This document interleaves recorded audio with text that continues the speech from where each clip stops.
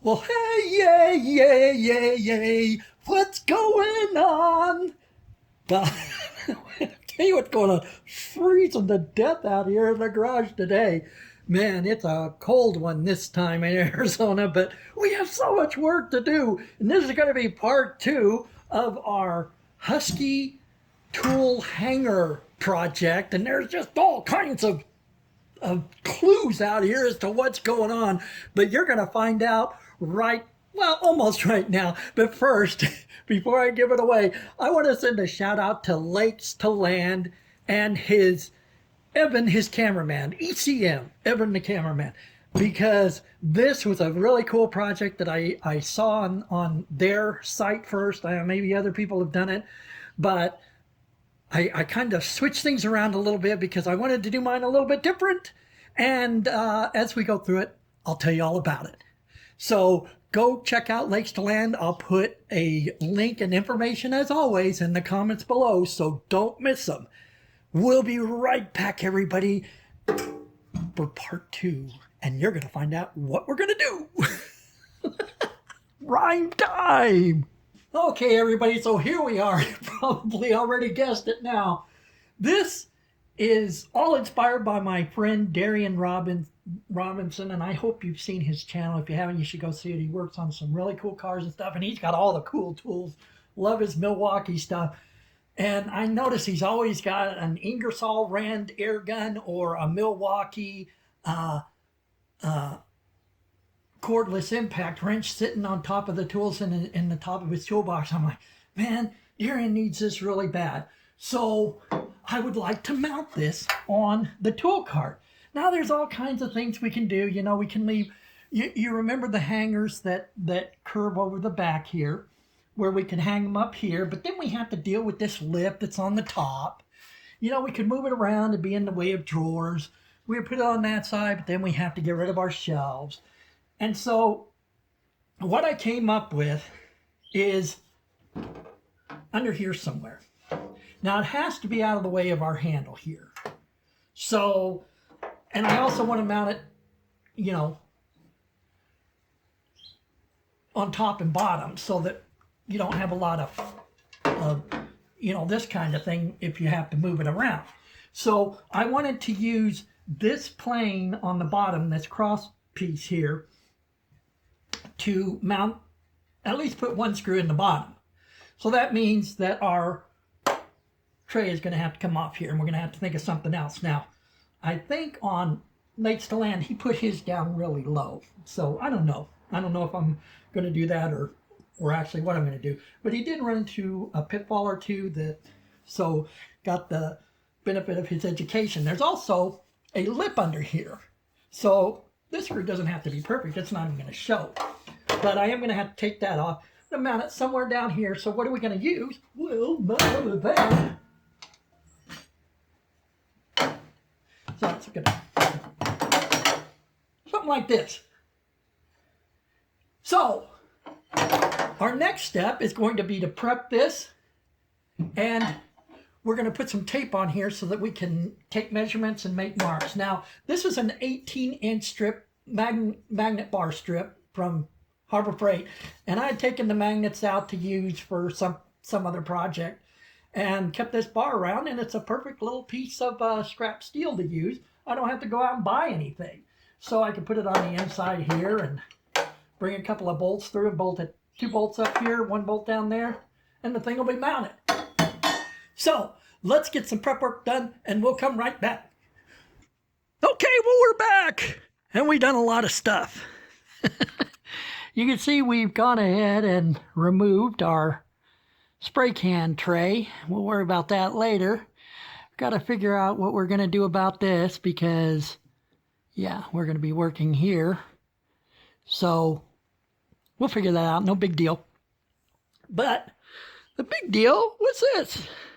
We got to figure out where to get our holes. Now, I know this whole thing sounds funny, but let's go through it a step at a time. So I need to drill a couple of holes to mount this, the tray here, the tool holder, to this 18-inch bar. So first thing I did was go ahead and add this hardware on there. Now, this hardware comes with the power tool holder, and it's a bracket. It's supposed to be flipped around, and it's a bracket that holds it to the top of a table.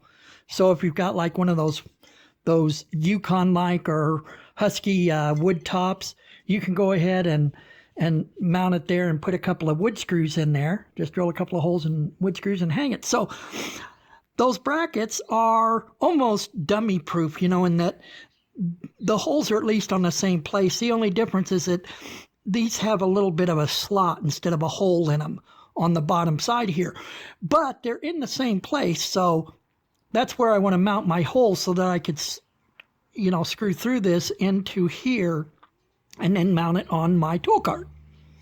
So I put those brackets on so that I'd be able to use their holes here as a guide. I'm only going to drill one hole in each one. I don't think I need two to mount this, because it's going to have two up here and one or two on the bottom. So no big deal. Next thing I did was I put some tape at about the center of the power tool holder, and I put some tape on the toolbar. So it's about an inch wide, so I marked about a 1/2 inch in and just used a straight edge. You can do whatever you want to make a line down the center. And then I used a square to mark the very center of it's 18 inch, so that's 9 inches, right?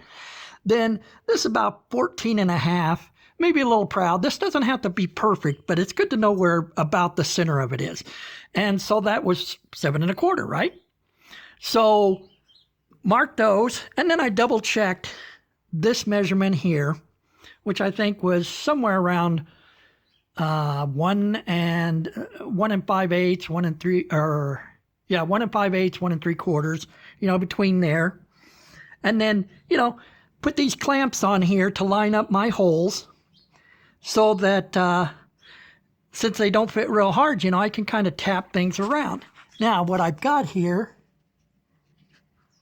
is a mark for where I need to drill my holes. Now, I can either mark it and take these off of here, or I could see if my clamps are going to hold it good enough.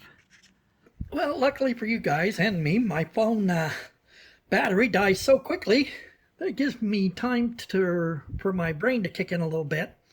So I decided to go ahead and pull this out and put it in the vise to do the drilling, because it just makes more sense to do it that way.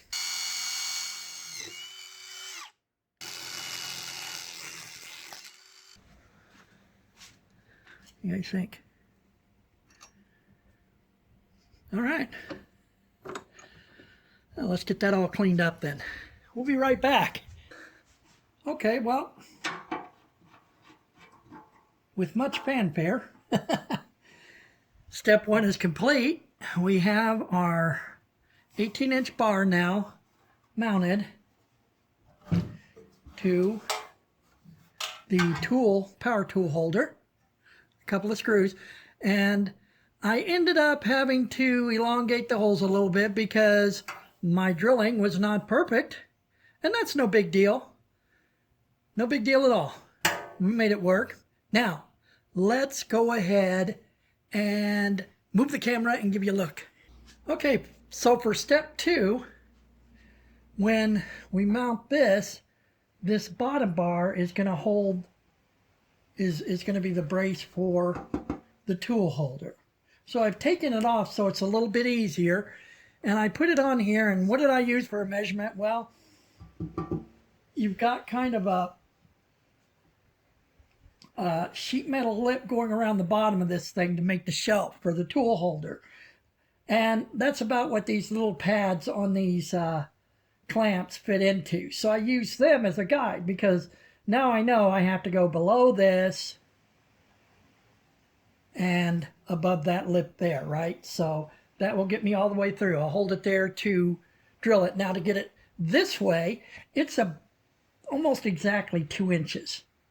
So I just clamped it loose, bumped it around a little bit until I got it about perfectly centered, so that these holes that we have to drill will be perfectly centered on top and bottom. Drill both holes at once. You guys don't need to see the other one or the reaming. We'll be right back. Okay, so we got you off the tripod a little bit here. So I had to get funky. This is on the outside of where this brace that I took off here is going to mount. But I needed some way to figure out where to drill these holes at. Right here. Hard to do with one hand. I was trying to set up the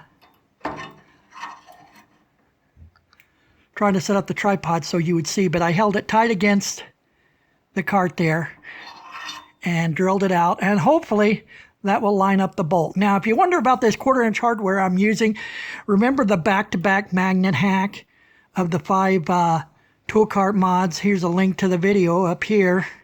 Well, it's the same hardware. So follow the link to that video, and I don't know which mod it was, but the timestamps are all listed in the description. So look at the timestamp, find out the back-to-back magnet hack. Go there and look at it, and you'll see the hardware that we used. Now, let's see if we can get this thing to go on there. Now, excuse the shakiness here because I wanted to give you guys a look. Okay, so we've got 18-inch magnetic bar with no more magnets in it. Remember, we drilled through the back and screwed into the already tapped mounting spots back here. And then we just used 1/4-inch hardware. Believe me, it's not easy to get back in here and put these nuts on, but you can do it. Tighten them down on either side. There's the other one there.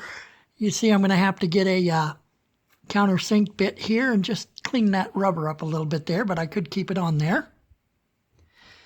And then we used, at the bottom, we used the already brace that's across here. Let me show you on this side. You can see it a little easier. So this brace here where my thumb is, that was already there, as well as its mounts. Okay, so we just figured out where everything went, and we put a couple of screws with a nut. You could even use, sheet metal. I used 1/4-inch hardware with a nut and lock washer on the back side there. And it is, man, that thing is on there. Sounds pretty solid. And there we go. It's not in the way of the handle. I have my handle mounted up like the Series 1 did, but I could put them on the second bolt down here, move them back down, and they would be just fine. Got our...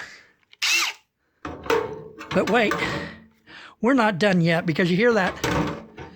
It sounds very tinny and flimsy. So we're going to take this back up off of here and get busy with another surprise for you. We'll be right back. Okay, so we got we got my paint booth out here. That can only mean one thing, right? Krylon truck bed coating. So you worry about chipping or whatever. I mean, you can match the paint to your cart and everything else. But remember, thanks to Plastidip, I already have mine kind of blacked out, so I thought black would look cool. And I also thought that the truck bed coating would look cool on here. And if it chips, it's already black underneath, right?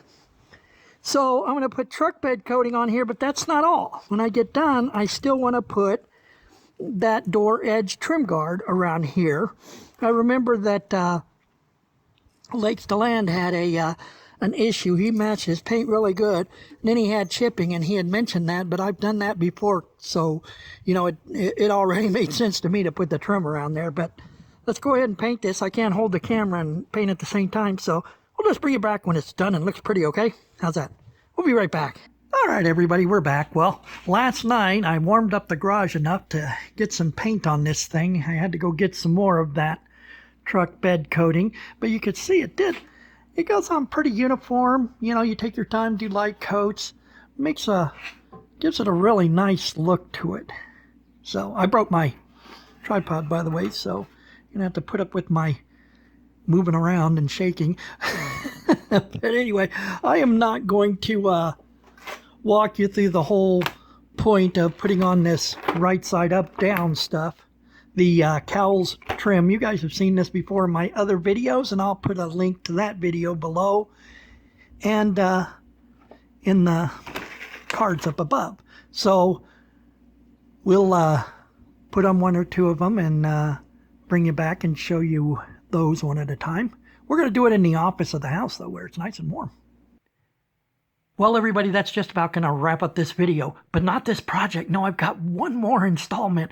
So continue to watch. Don't touch that dial. Now, if you enjoyed this content, please like, subscribe, and share this video. And if you don't mind, click on that notification icon so that you can get some sort of note the next time I have new content up. Part 3, hopefully. Now, if you're coming up on your weekend, make it a good one, everybody. Take care.